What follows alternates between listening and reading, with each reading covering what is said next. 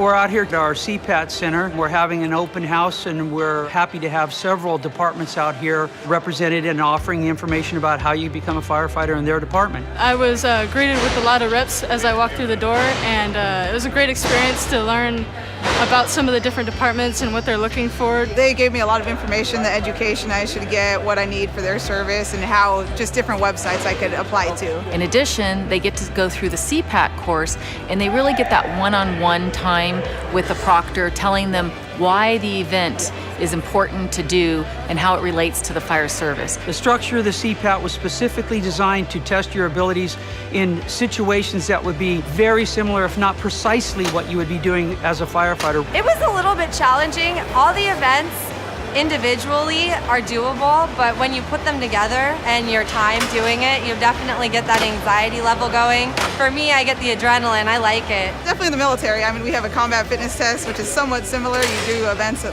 to full extent. You carry ammo cans, you have to run with them, lift up your buddy, and do all this stuff. So this is definitely similar to that because it's just all endurance. You know, little events, but yet they take everything out of you. So preparing for that has helped me prepare for this. A lot of the tests here today were some of the same stuff that I faced in boot camp. We did the ladder and the lines or the ropes. You know, I worked on the deck plates of the USS Detroit. I mean, that was, this is a second nature to me. The fire service itself is structured as a paramilitary organization, and a lot of the skills translate directly across. We have a new targeted recruitment where we've been working with transition placement officers within the military for veterans who are nearing the end of their commitment. I didn't want to do the Marine Corps my whole life, so I wanted to serve a different way and help people, so this was that way for me to be a firefighter. From what I can see, and I think it's directly attributable to the outreach and the advertising that CPAT has done, that we're engaging and getting response from precisely the people we need. I have never thought about being a firefighter until last week.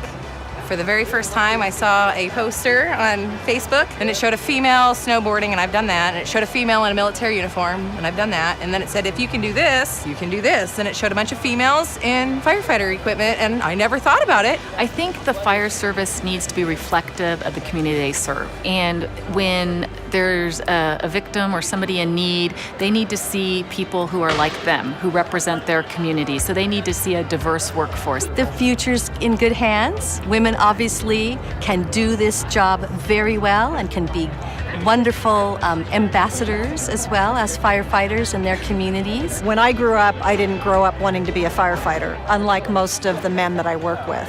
It's not that I didn't think I could, I just never realized that it was an opportunity for me.